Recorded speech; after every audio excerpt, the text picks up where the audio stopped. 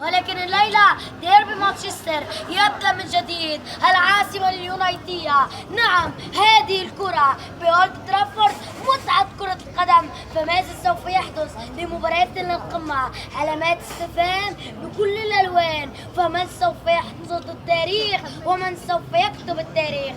اليونايتد لديه قمة من إبرة وروني ودخيا. أما مانشستر كلاوديو البرافو القادم من مانشستر سيتي ورأس الحربة أغويرو وغابرييل خيسوس. تشكيلة الفريقين: مانشستر يونايتد يلعب بحراسة المرمى دخيا، على يمين جونز، على يسار لوك شو، بالي وسمولينج يلعبان ثنائي قلوب دفاع.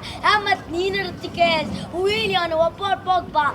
الله يعين مانشستر يونايتد يا رب، الله يستركم من فليني، ما يفعل شيء وما يفعل حاجة، والأخطاء يلعاها البلجيكية اللي من أصول عربية.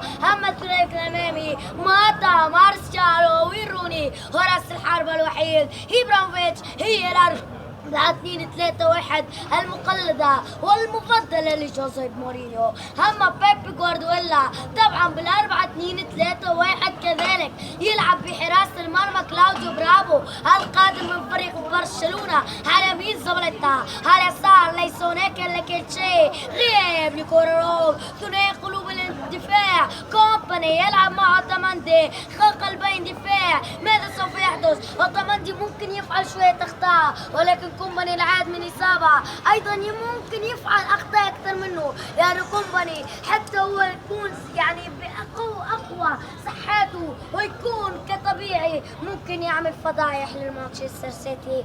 أما ثنائي مانشستر يلعب يايا توري رفقة فرناندينو، دي بروين ودافيد سيلفا، نوليتو، ورأس الحرب أغويرو، غابرييل خيسوس على الدكة. هي أهم انتقالات فريق مانشستر سيتي. غابرييل خيسوس عمره 19 سنة، عنده قوة نارية. الآن بدأت المباراة لقمة بين الكبار، فماذا سوف يحدث ببداية المشوار؟ هذه كلام عن بداية وكلام ببداية تاريخ مشوار كبيرين. جوارديولا هل سوف يتعثر مع السيتيز؟